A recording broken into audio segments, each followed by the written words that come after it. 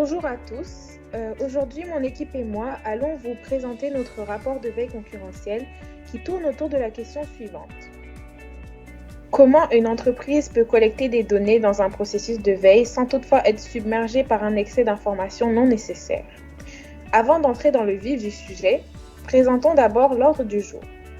Premièrement, nous passerons à travers la question suivante. Qu'est-ce que l'information et à quoi sert-elle? Ensuite, nous élaborerons les types et caractéristiques de l'information.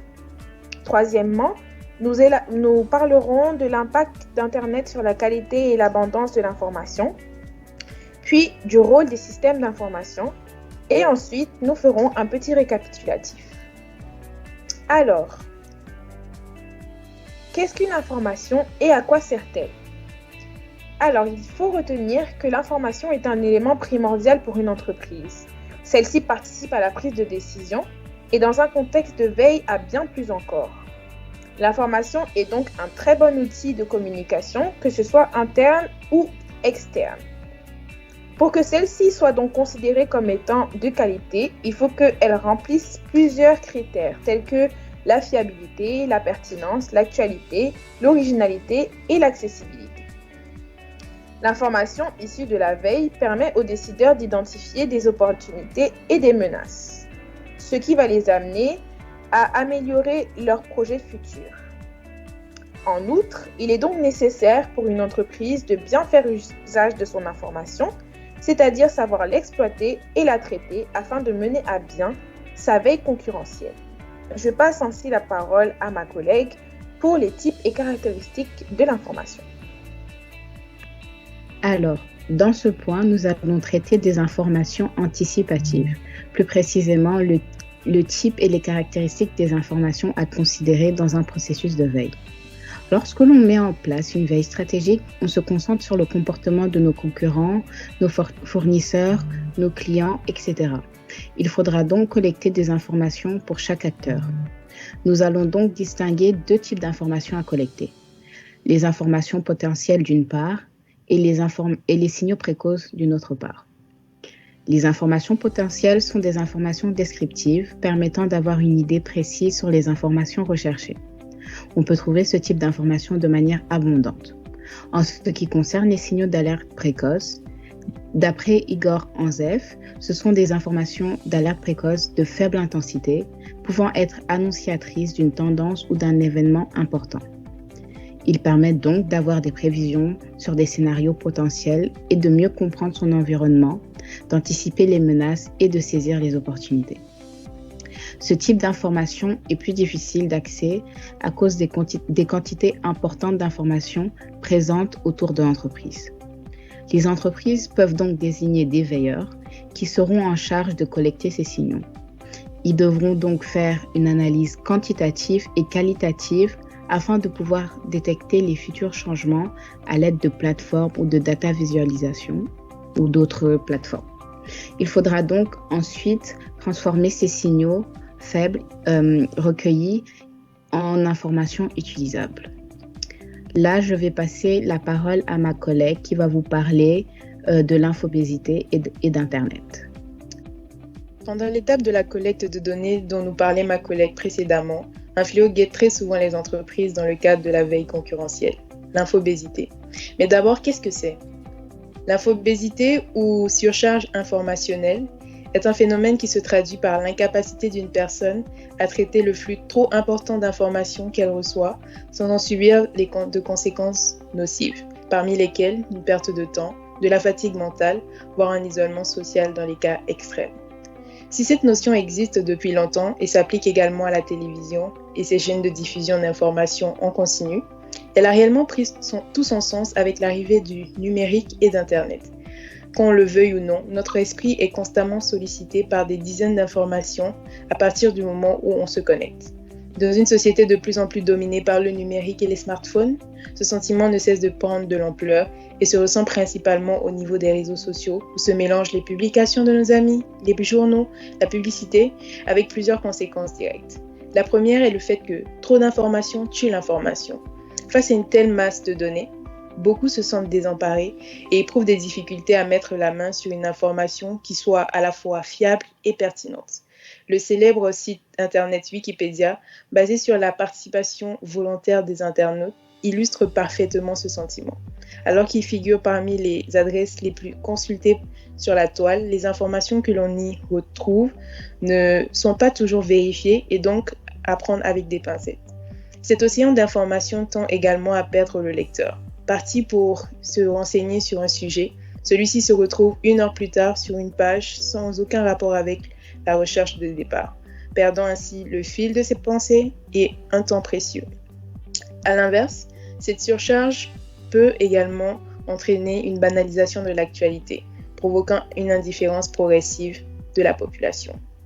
Le deuxième élément est le flux d'informations trop rapide. En 1 minute à peine, il vous est aujourd'hui possible de prendre connaissance d'un événement qui vient de se produire à l'autre bout du monde. L'information est partagée avant même d'avoir été réellement analysée. On assiste véritablement à une course au clic, plus qu'à une réelle volonté de proposer une information de qualité. Les journaux et magazines sont eux-mêmes victimes de ces tendances et doivent se prendre au jeu s'ils veulent espérer rivaliser avec la rapidité des réseaux sociaux tels que Twitter ou Facebook. Cette propagation effrénée provoque également un sentiment de dramatisation des événements puisque tout peut prendre une ampleur démesurée en l'espace de quelques minutes à peine. Le troisième point est la désinformation 2.0. Certes, Internet représente une source de connaissances incroyable et constitue un levier de sensibilité et de rassemblement époustouflant, mais il s'agit également d'un redoutable outil de manipulation. Si l'objectivité de l'information semblait impossible à atteindre auparavant, Internet a d'autant plus accentué sa subjectivité en donnant la possibilité à chacun de s'exprimer sans aucune contrainte, sans obligation de vérifier ses données. Là encore, il est possible d'atteindre un public très large, très vite, avec un impact parfois effrayant. Je passe la parole à ma collègue qui va vous parler du rôle des systèmes d'information. Comme on le sait tous, un système d'information de veille concurrentielle ou de veille économique est le processus organisationnel de collecte, de traitement, d'analyse et diffusion aux décideurs des informations sur l'environnement externe d'une organisation. Un tel processus systématique organise le flux d'informations critiques et le concentre sur des questions et des décisions opérationnelles et stratégiques. Un système peut être formalisé dans un département central ou géré par une association décentralisée informelle. L'essence de ce système réside dans sa fonction de contribuer à une prise de décision organisationnelle meilleure et plus rapide. Ses principaux objectifs sont d'aider les décideurs à éviter les surprises de l'environnement concurrentiel et pour identifier les menaces actuelles et potentielles ainsi que les opportunités. Un système efficace offre un avantage concurrentiel en réduisant le temps de réaction aux actions et en améliorant la planification stratégique et tactique. Le système d'information de veille peut suivre les capacités, plans et intentions des concurrents, les marchés et clients, les structures et tendances de l'industrie. Les systèmes d'information de veille reposent sur 3 activités distinctes mais interdépendantes: les services d'information générale, la collecte d'informations primaires et l'analyse. Chaque activité nécessite des ressources et des ensembles de compétences différents et est souvent réalisée par des personnes distinctes. Ces personnes peuvent travailler directement pour l'organisation de veille ou être impliquées dans des projets au besoin. L'activité la plus large et la plus élémentaire, les services d'information. Elle identifie, récupère et distribue des informations primaires ou secondaires. Les sources d'informations comprennent des rapports, des revues, des bulletins d'information, des études et d'autres éléments disponibles via les services en ligne. L'activité de collecte consiste à obtenir des informations auprès de sources primaires, généralement des particuliers. Ces personnes peuvent être des employés d'une organisation ou des spécialistes d'autres entreprises, des groupes de conseil, des universités ou des agences gouvernementales. La collecte d'informations compétentes nécessite une connaissance approfondie des techniques d'entrevue et de la capacité de développer et de maintenir un réseau d'informations personnelles. Les chargés de collecte efficaces sont souvent des antécédents en journalisme ou en enquête gouvernementale. La collecte est largement utilisée dans le gouvernement et les opérations des agences de sécurité. Passons maintenant à la deuxième activité qui est l'analyse. L'analyse est l'activité de veille concurrentielle la plus spécialisée.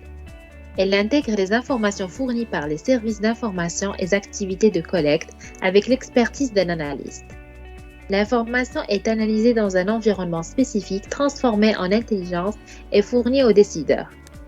Les analystes, qui possèdent souvent des diplômes avancés, ont une connaissance approfondie des industries et des technologies. Une fois que les informations d'un concurrent ont été collectées, elles doivent faire l'objet d'un examen critique. Une méthode pour ce faire est connue sous le nom d'analyse FFOM, car elle prend en compte les forces, faiblesses, opportunités et menaces. L'analyse FFOM est conçue pour faire des déductions logiques sur les aspects utiles d'une organisation. Le produit final d'un processus de collecte de renseignements concurrentiels est appelé un résumé de renseignement. Un bon résumé de renseignement fournit des informations exploitables, spécifiques à l'industrie et à la nature de la relation concurrentielle. En général, les chefs de projet des systèmes d'information relient les mondes de l'analyse concurrentielle, du traitement de l'information, de l'informatique et de la haute direction. Maintenant, je donne la parole à ma chère collègue Sheima. Merci Rihab. Alors, pour conclure, comme on a remarqué, d'une part, la réussite stratégique d'une entreprise est basée sur un bon système de veille concurrentielle qui lui permet de se distinguer auprès de ses concurrents, ainsi de saisir les bonnes opportunités aux moments opportuns et d'éviter les menaces existantes. Pour cela, il faut que l'information collectée durant la phase de la collecte de données soit de bonne qualité et réponde aux besoins réels de la recherche. La distinction entre deux types d'informations à collecter est donc nécessaire, soit entre les informations potentielles, comme on a dit, qui sont descriptives et permettent d'avoir une idée précise sur l'information recherchée, et les signaux précoces, qui sont des signes annonçant des scénarios possibles de menaces ou d'opportunités à saisir dans le futur proche. De plus, avec l'avènement et le développement d'Internet, la tâche de collecte de données pertinentes est devenue plus difficile. En effet, Internet a facilité l'accès à l'information, mais ce n'est pas toujours évident de trouver une information de qualité sans déployer un énorme effort en recherche. Parfois, ce flux important de données disponibles sur Internet épuise le veilleur et lui prend beaucoup plus de temps pour sélectionner la bonne information dont il a besoin dans son processus de veille concurrentielle. C'est pour cette raison que le rôle des systèmes de traitement d'information est très important pour une entreprise. Le système d'information permet de traiter et gérer le flux important de données en sélectionnant seulement l'information pertinente à la prise de décision dans un processus de veille concurrentielle.